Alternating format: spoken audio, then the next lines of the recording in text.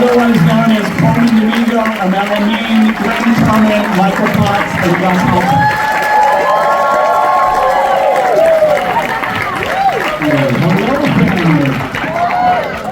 Okay, so Colman, let me start with you. Let me ask you, if I might, to talk a little bit about these four beautiful men here, maybe even one at a time. Share some thoughts. Sure. And before I do that, I want to say it's so good to be here back in New York. And all my Broadway friends, hello Broadway friends. Oh, thank you.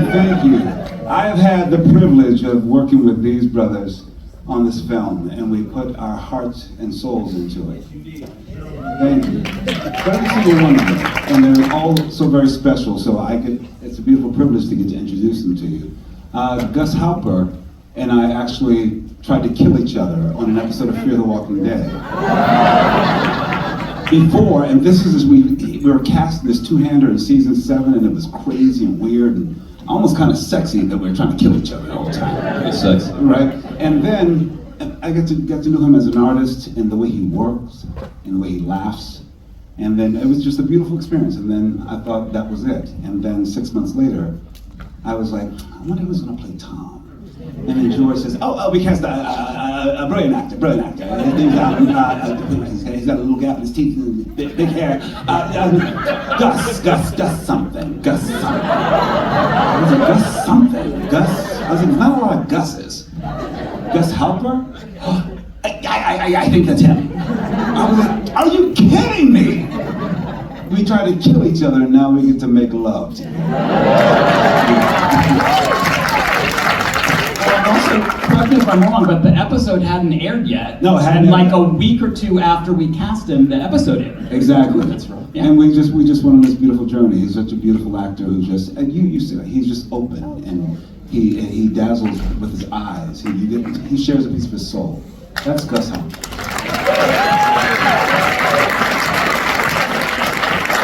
And I have to welcome these two brothers next to me that have truly become my brothers. We were in a little film called Ma Rainey's Black Bottom. You know him as Michael Potts. And during this legend, this beautiful legend, Glynn Turman.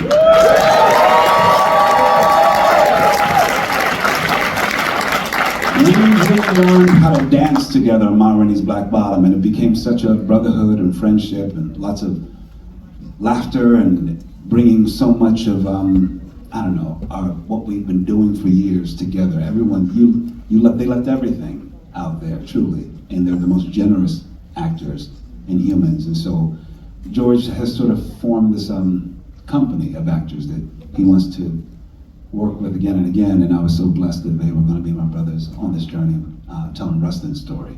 So I thank you, and I admire you, and you're two gentlemen, and just brilliant artists. That's my class. Before you go on to a trivia question for the audience, and no, don't cheat. Raise your hand if you knew that Glynn Turman, when he was 12 years old, was in the original Broadway production of Raisin in the Sun. Okay, that's a good. There's prizes for all of you. If you live your life really well, someday you might get to hear him tell stories of that production, as we did get to hear the other night. That was a treat and living history.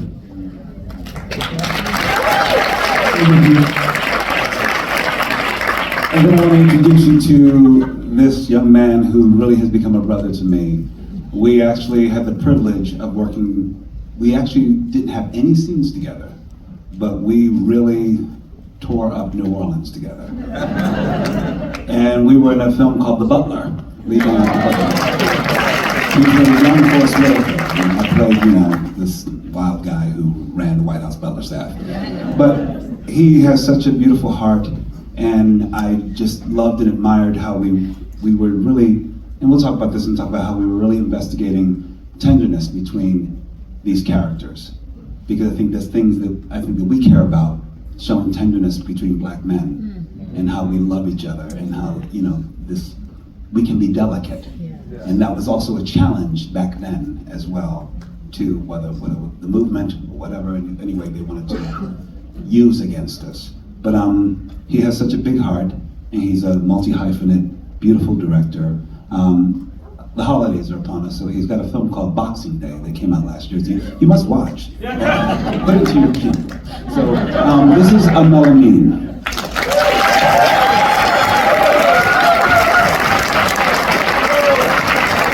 So, actually, let me start with Aml, because Colman, what you were just alluding to is that something that wasn't always the primary thrust or one of the primary thrusts of the film, but became that as we were working on the project, was the relationship between Bayard Rustin and Martin Luther King. And that is this incredible 3-act saga that goes from betrayal through friendship, love, redemption, and all of it's real. There's many elements in the story are exactly how they happen in history, but the Bayard Rustin MLK arc is one of them. So talk a little bit, needless to say, or maybe not for you, but one would imagine there could be some baggage associated with being asked to play Martin Luther King Jr. What was that journey like for you from the time that you first heard that we wanted to talk to you about that? Well, first of all, this audience is fantastic. What an energy, man. What an energy. Thank you. I had no idea who Rustin was. The audition came up and I was like, who's Rustin? And then I saw Colman Domingo's name and I was like, Colman's playing the lead in this film, And as Colman said, we'd known each other for a long time, so I got excited and started researching who he was, and then the relationship between him and Martin Luther King and what that would be like, and that he was one of Martin's heroes. He took Martin on a journey to non-violence, which is absurd to me that I just didn't know that, And then very, very quickly we started working on the piece together, and I remember we ended up adding a scene because of the friendship. We went to reshooting, the friendship was such a core part of it, and it was an honor to kind of find that with Colman and associate that word friend. It developed such a tenderness, a friend. And I think because we had known each other for a long time and admired each other for a long time, it was kind of like an easier transition into establishing that part. But to play Martin Luther King for anybody is a massive task. And I'd heard murmurs, yeah, I've got an accent. So he's making it up. But I've lived in America for 14, 15 years. African American culture has been a pillar of inspiration for me across the waters. Actors like these are people that have inspired me for many years. So I feel very connected to the stories and the information. My parents were from the Caribbean, Jamaica, so yo, we are talking about. I can switch it up still, but yeah. Your man, so I just got involved. But it's I guess what I want to say, that playing Martin Luther King for a person of Black British Caribbean culture is an extension of us. He's your favorite. He's your father. To African American culture, he's our favorite uncle. And I just want to really reiterate that. So it's an honor and thank you. Every day I'm like, oh my God, I'm playing Martin Luther King. It's mad. You know what I mean? So I'm very honored and thankful to be on this journey with you guys, man. All of you.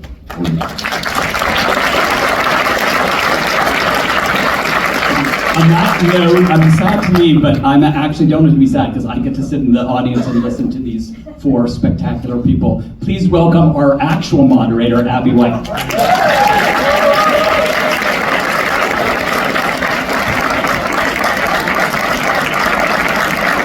New York traffic.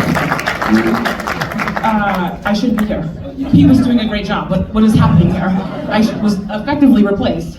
Hello, how are Hi, you all? welcome. Hi. I'm so excited to be here with all of you. Like, this is a fangirl moment for me. I'm trying not to keep it on me because I've already interrupted this wonderful conversation. So you were talking about working with one another, getting to represent the legacies of these incredible men. I think I'm really interested in your process for knowing them. There's an image that we have of who these men are, and I think part of the job of this film is to expand that. So how did you really dive into these men who were real people and figure out the thing that made them tick, that was going to connect us to them in a way that we hadn't been connected to them before?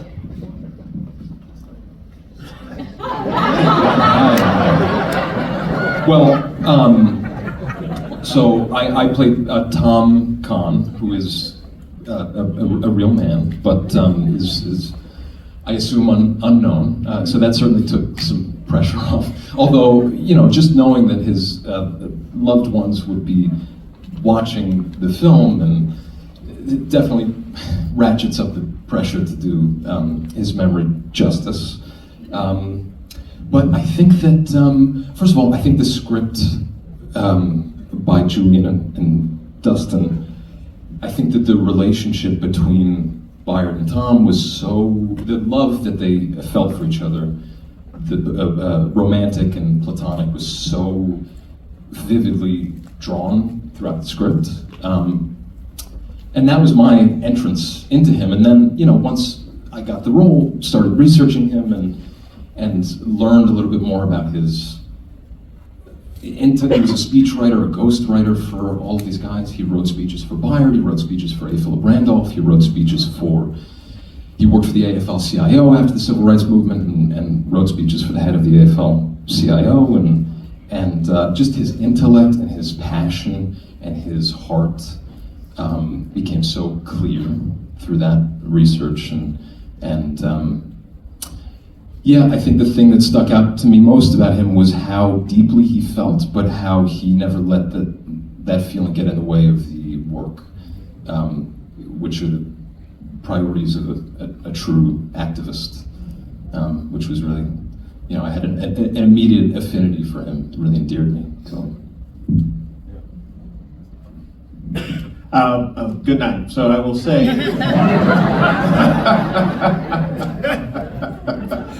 well, to echo Gus, it always begins with the script, first and foremost, because that's what you're going to be manifesting in the final product.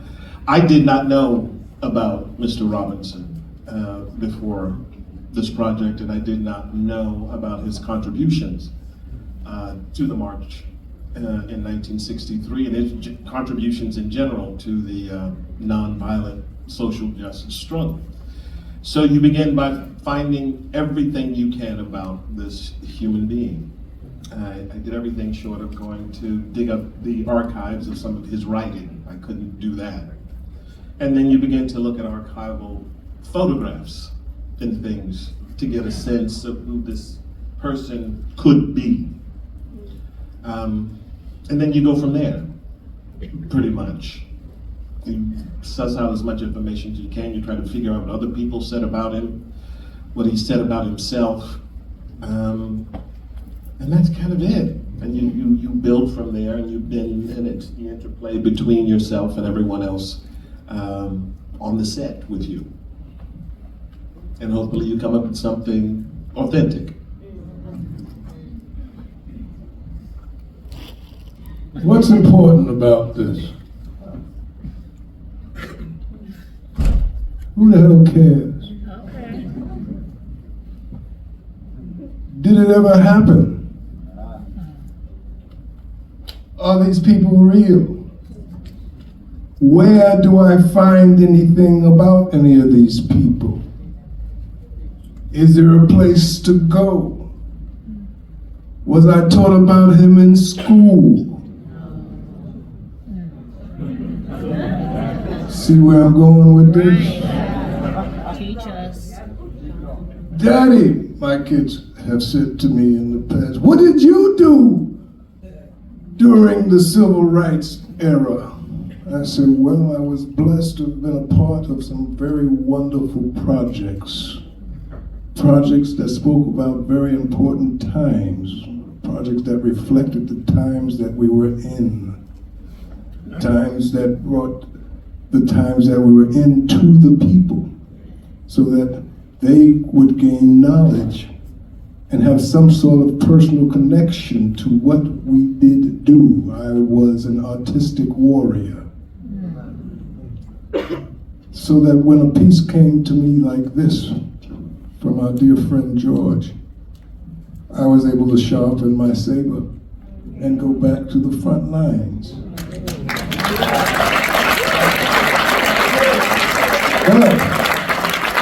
But if there was no such place to dig up the information, if there was no the museum in Washington, D.C., the Smithsonian, the African American Smithsonian Institute, where his life story, or the life stories of these people in his story, are presented in gigantic form and so available. If it was wiped out so that the search for who these people were was so difficult that you say, oh, let me just make some shit up. Then you're telling another lie. So the fact that we didn't have to lie about any of these people, the fact that the resources was there, the fact that we had directors and writers who cared about these people, made the charge of a battle worth taking. And that's what we did.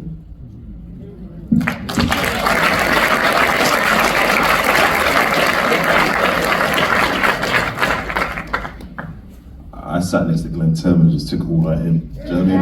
That was my process. Yeah, wow, man, wow.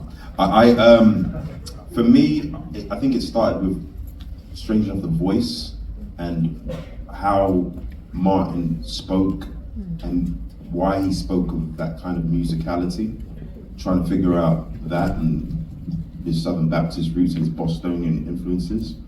And then George C. Wolfe was very clear that Martin was not yet the icon, that he was the man in search of what he would do with his stardom. And a lot of that was the relationship between him and Mike Rustin and the rest of everybody else that galvanized him to that moment in that speech. And so a lot of it became about listening. And I found within my experience of Martin and leaning towards his energy, especially by it talking, to become a really great listener. There's one thing before I move on to Colman, is that this idea of don't judge by the color of your skin, but by the contents of your character. And I was like, well, what does that mean outside of a bumper sticker? What does that truly mean? And to me, what I found is that really delaying judgment of anybody, taking people in moment to moment, and that really sunk me into him and the voice and the experience of the nirvana that I experienced playing him. So those were kind of my processes.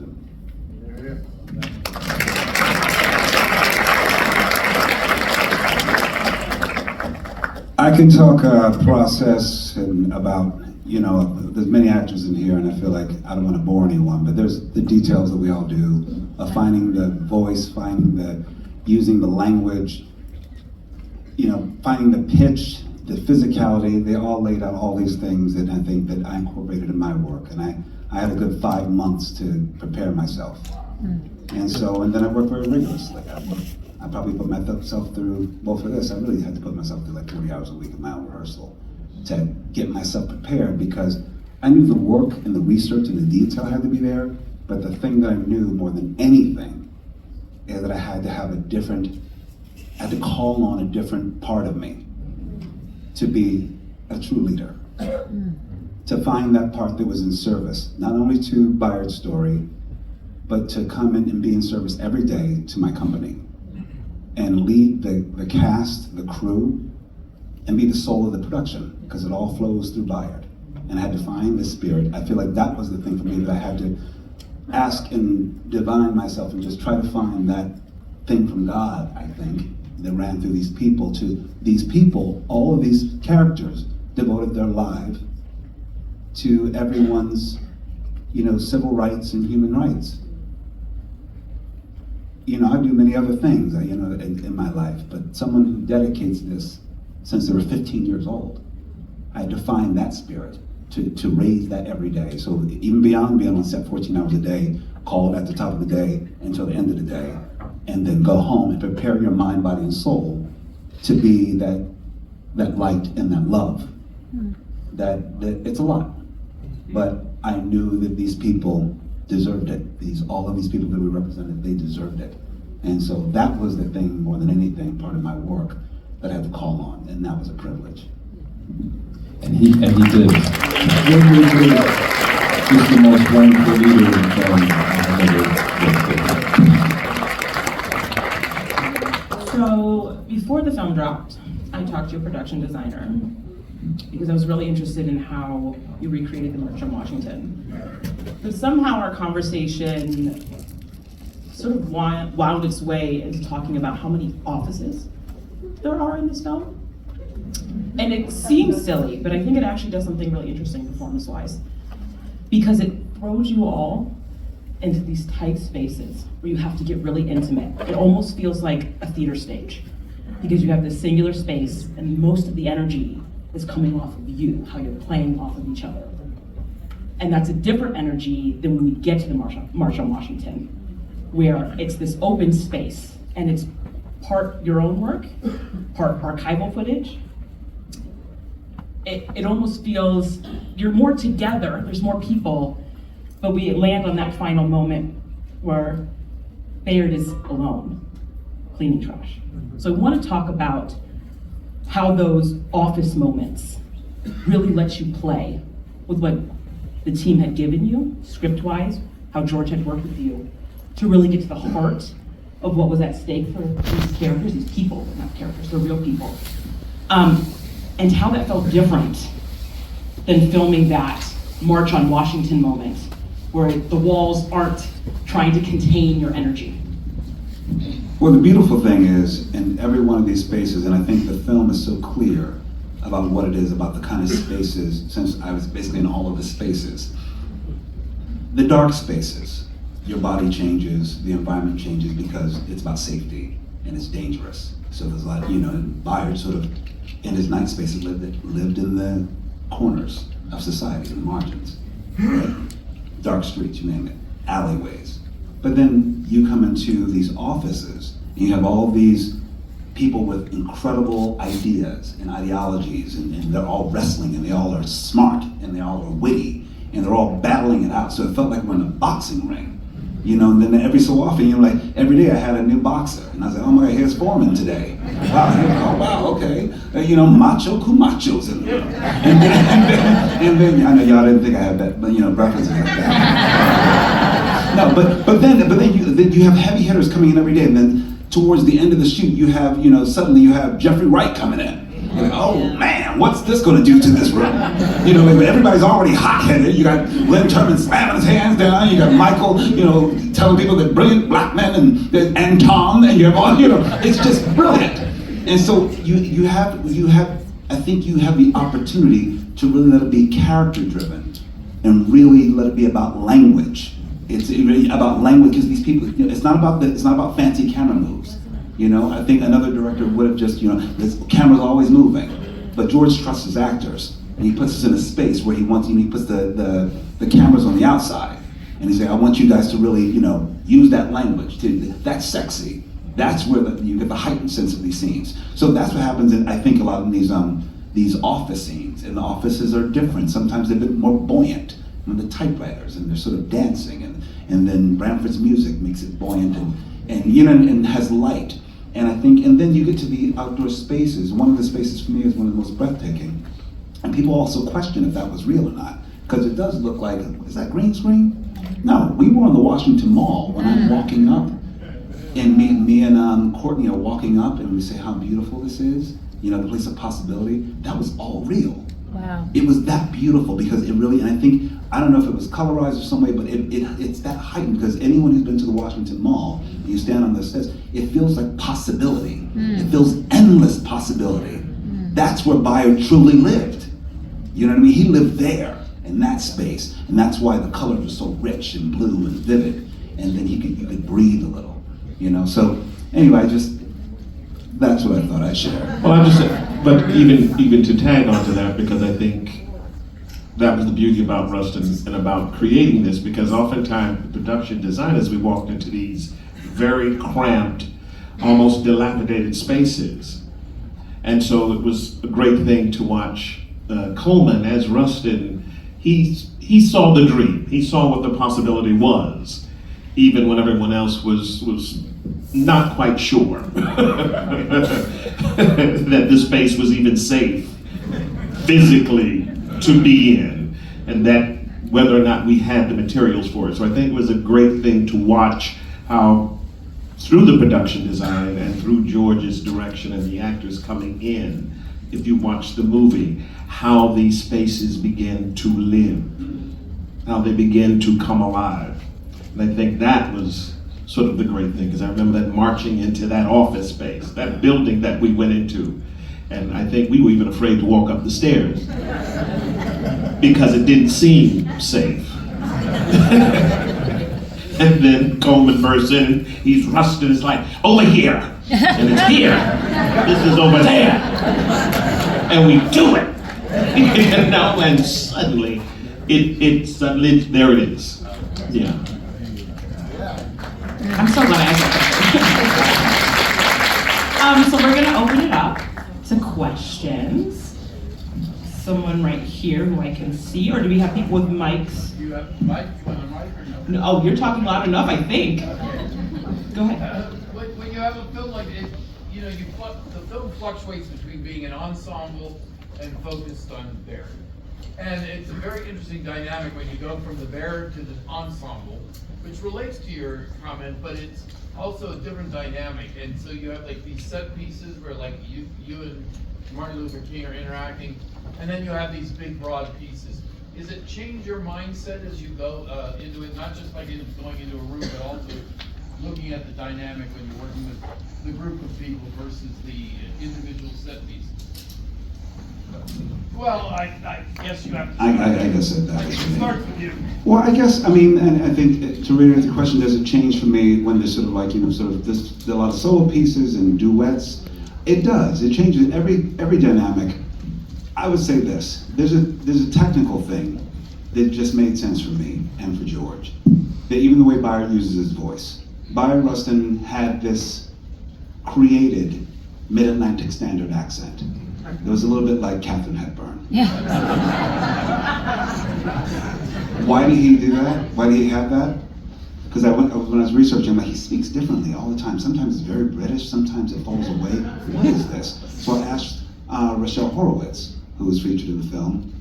We become friends. I said, so what is that accent? And she said, well, he made it up. I said, wow. Now, I made up some reasons why he made it up. I did my work as an actor and then tried to use that in scenes, whether I'm with Martin or whether I'm with a group or whether I'm by myself. And the decisions that were made were, in certain spaces, he was able to be a bit more legato with it. He was a bit more flamboyant if he wanted to. If he wanted to seize the room. If he wanted to be the smartest person in the room, it became a bit more British in a way. If he wanted to, when he's vulnerable, it sort of falls away. When he feels suddenly, and it's just a slight thing that we play with throughout. So I think for me, it was about using the voice to sort of like use it as an action, to threaten, to get love, to inspire. So that was a way in for me, and something also with his body, because with his body in different spaces, I know when he feels free, and with his band of angelic troublemakers. His arms are open wide. He's a bit more, he moves differently than when he's in rooms with the NAACP or with A. Philip Randolph and everyone, where he's trying to put on and sort of code switch and be like all the other guys and try to be more contained. And in my mind, even when I see it, when he's standing there like with the suit on with Martin after he passes that letter around, he looks completely uncomfortable. It's like, it's not him. That's actually not him. And it says a lot about how he had to navigate all of these spaces.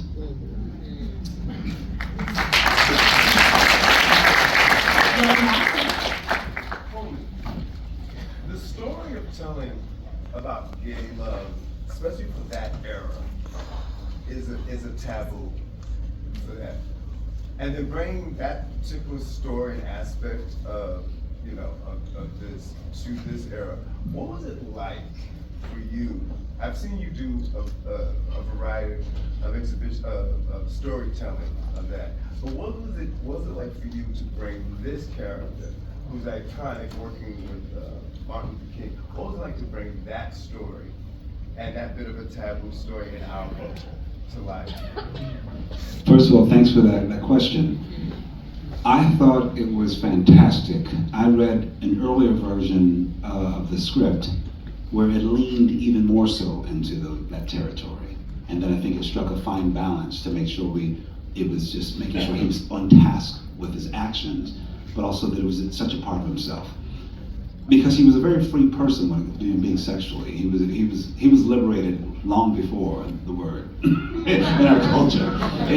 But I also think that, and that was a part of the threat, or why somebody could use it against him. And he was arrested for, having sex with two men, and that hung over him and would upend his work in this movement in many ways. And I thought it was beautiful I love how he's depicted and how he's so centered in his sexuality. He's a little messy at times, and I think that's cool too, to know that he's not perfect. He's messy. And it's not new. No, it's not new. He's cruising in the bathroom. Who has it? No, but not.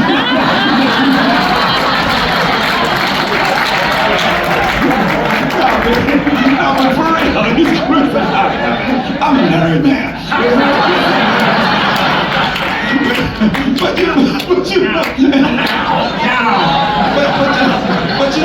But what it does, it shows his humanity, right? It shows all of it, that we don't leave that, many people will want to sort of leave that part out of the story. Think it's not necessary. And I think it's so necessary to have all of that. That's why, not only the Tom character, he has that relationship with him, but the Elias character is a composite. Because it shows, Byer was free, but there are many men not free. And how do you, and raising these questions about liberating oneself, or hiding oneself, and that's destroying yourself. So that conversation was important as well. I thought that's the scene of the breakup in the park is one of my personal favorite scenes. And it's so painful. You're watching, you're watching someone build a jail around them. And then that goes on for generations. You know what I mean? And then it goes, how do we get here? We have so much trauma to unpack with ourselves and in our communities, and our shame. And so I think it's really, shame is a part of this as well, part of his story, that he was carrying around, and that he can only talk to his friend and try to liberate himself in this conversation. We had great talks about that one conversation, which is a part of this, which is, he said, well, why is he he's not angry at MLK, he's just trying to wrestle with him. It's a sounding board, because he knows that this person can hear him, and he has depth, and he can open up his heart. So I think, we needed all of that. We need all of him. And I feel very proud we have a film like this with someone who is such a great brain and complex human being, a little messy, a little witty, loves a cocktail and a party. I feel like I haven't seen the fullness of our experience on screen. The fullness, not just the over-sexualized version, not just the trope that lives in some other people's minds, but we get the fullness and say, hey, we do all that and go to the club, and we can be the smartest person in the room.